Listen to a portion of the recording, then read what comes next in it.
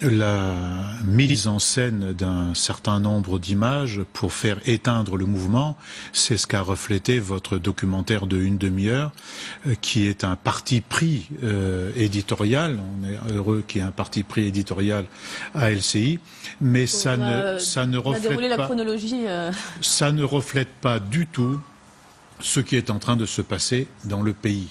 Parce que dans le pays, il continue d'y avoir des ronds-points quand on ne leur enlève pas les chars et la matraque, et ce fond de mécontentement, très peu, ce fond de mécontentement extrêmement profond, lui, il perdure et il risque de perdurer.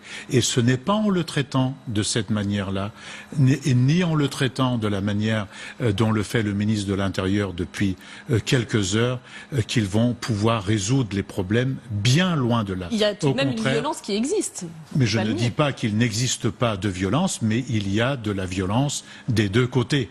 Et donc il y a du mépris, il y a de l'humiliation.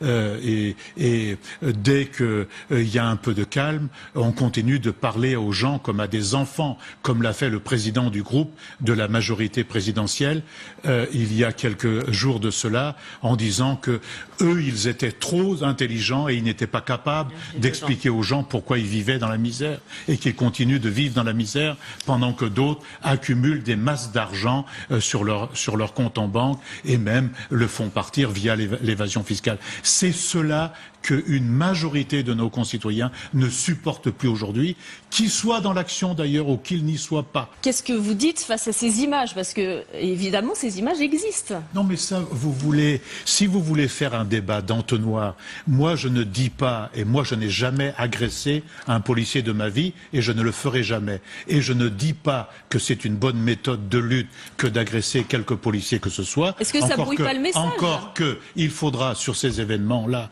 avoir des avis contradictoires sur la stratégie de part et d'autre. Ce serait très souhaitable.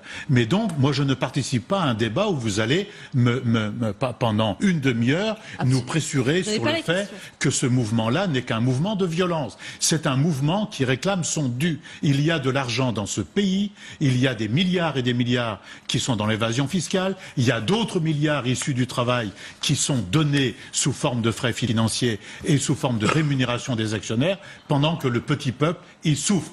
Celle qui est infirmière, celui qui est pompier, celui qui est garagiste, celui qui est paysan, celui qui est ouvrier de la métallurgie, qui n'arrive pas à terminer les deux bouts aujourd'hui, il subit aussi une grande violence dont on parle très peu.